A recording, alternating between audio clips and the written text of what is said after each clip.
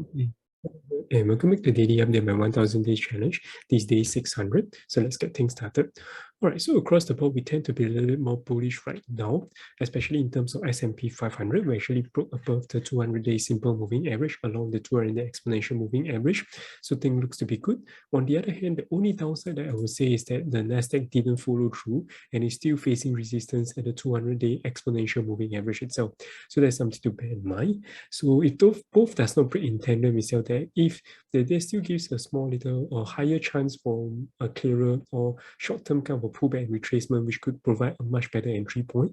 But bearing in mind that I'm not saying that we'll definitely see it, neither do I say for certainty that you'll be break towards the upside.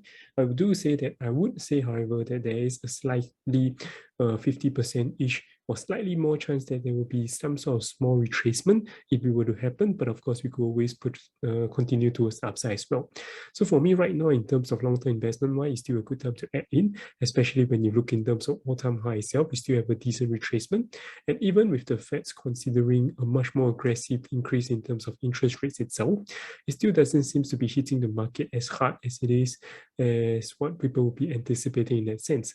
But ultimately, to me, in terms of increasing interest rates, not necessarily a bad thing for equity market in terms of long-term run, simply because at the end of the day, if inflation was to happen itself, it would tentatively also be hitting and affecting the valuation models for the equity market itself, because ultimately when it comes to inflation, it tentatively means that we actually have more money in circulation and the supply of goods itself. And in this case, if people are not buying physical goods, it could tentatively be falling into equities, properties, commodities, and stuff like that. So definitely it has to be going somewhere. So in fact, I do see that equity has still seen the opportunity in that sense.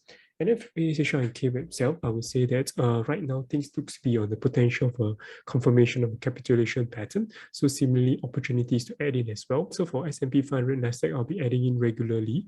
That's per normal. For ASHR KWeb itself, right now, I do see potential resistance right now, but of course, it could continue break towards the upside. And like what I mentioned, I'm actually reducing my portfolio allocation for China stocks, mainly because of the risk involved, not so much as to the lack of return. I do see potentially strong return, especially at this current level itself. But if you look in terms of potential upcoming risks that the China equity markets could still face, definitely still to me less worth it, in the sense that I will still be allocating a decent 30% of my entire stock portfolio into it, but not the initial intention of a 50-50 portfolio in that sense. So until I still see more clarity or less reduced uncertainty itself, then potentially I could increase the portfolio percentage weightage in that sense.